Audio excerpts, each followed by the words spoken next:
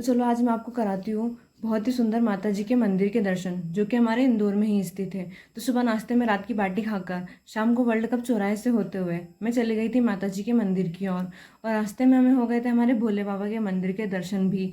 हमने किया मंदिर पर प्रणाम और हम चले गए आगे की ओर। तो आज बारिश के बाद मौसम बहुत ज़्यादा सुहाना हो गया था और यहाँ पर सड़कों पे बिल्कुल भी पानी भी नहीं भरा था। तो ये मेरे लिए तो सोने पे सुहागा हो गया था, क्योंकि इंदौर में तो हर सड़क पे पानी भरा ही मिलता है। फिर इस पेट्रोल टैंकर को देखकर याद आया कि गाड़ी में पेट्रोल भी डलाना है। तो पास ही के पेट्रोल पंप से मैंने डला लिया था पेट्रोल और मैं आ गई थी माता जी के मंदिर में।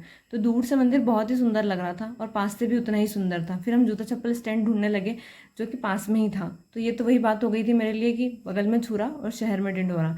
तो मैंने जल्दी से जूता चप्पल उतारे और मंदिर की ओर जाने लगी, क्योंकि मुझसे अब सब्र ही नहीं हो रहा था। मंदिर को दूर से देख के ही इतना सुंदर था, तो अंदर से कितना सुंदर होगा। पर मेरे बुढ़ापे ने यहाँ पे भी अपनी औकात दिखा दी। फिर यहाँ जो मंदिर का एंट्रेंस है उसके ऊपर लगी हुई थी बहुत सारी बेड़ियाँ, जो कि दिखने में बहुत हल्की थी पर ये सच में बहुत हेवी थी। और ये क्या, मंदिर तो अंदर से और भी ज़्यादा सुंदर था और माता जी की मूर्ति तो क्या ही कहना था। और इसके पीछे बना हुआ था गौशाला, जहाँ पर आप जाके गाय को चारा भी खिला सकते हैं। तो मैंने चारों तरफ से मंदिर को बहुत ध्यान से देखा, क्योंकि यार सच में मंदिर बहुत ही प्यारा बना हुआ था। और मंदिर प्रांगण में चल रहे थे बहुत ही मधुर भजन, जो कि इन आंटियों के द्वारा रोज ही यहाँ पर आयोजित किए जाते हैं। तो इन भजनों को सुनने के लिए मैं भी यहाँ कुछ देर के लिए बैठ गई थी, क्योंकि भजन बहुत ही सुंदर थे। कुछ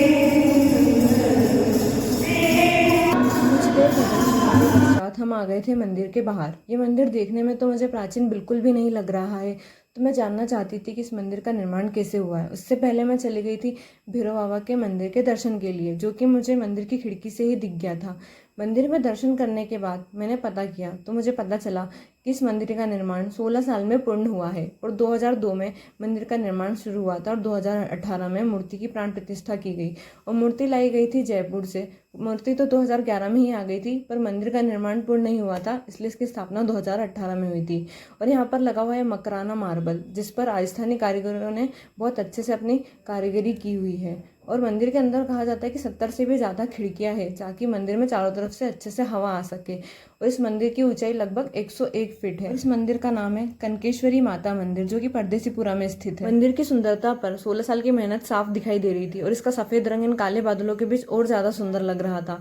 फिर रात को हम निकल गए थे वॉक के लिए, और वॉक करते करते ही मुझे दिख गया था मोमोज का एक ठेला। तो मुझे खाने की इच्छा हो गई थी मोमोज, और मुझे पता चला मेरे भाई से कि भैया मोमोज बहुत अच्छे बनाते हैं।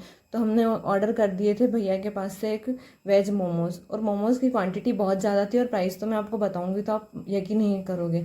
मात्र 40 रुपये में मोमोज थे और इन्होंने साथ में म्यूनीज भी दी थी। जोरको की तरह नहीं कि थोड़ी सी लाल चटनी दे के बासी मोमोज पकड़ा दिए थे, पर मोमोज बहुत ही ज़्यादा गर्म थे। बहुत नहीं, मतलब बहुत ज़्यादा गर्म थे। तो मैंने ठंडा करके खा रही थी। मोमोज को अच्छे से चेक करने के बाद जब मैंने फर्स्ट बाइट लिया तो ये बहुत ज़्यादा गर्म था, पर मुझे भूख भी लगाई थी और मोमोज का टेस्ट सच में बहुत अच्छा था। तो इसके लिए मैंने सोचा कि मैं अपने कीकड़े भाई को थैंक यू बोलूँ। पर मैंने देखा कि मुझसे ज़्यादा तो ये कीकड़ा खा रहा है मोमोज, और आज की ट्रीट मेरी साइड से थी। तो मैंने अपना थैंक यू अपने पास ही रखा और उससे कहा कि अब चल थैंक यू बोल, मैंने तुझे इतने टेस्टी मोमोज खिलाए हैं। हालांकि उस कीकड़े ने मुझे थैंक यू तो नहीं कहा।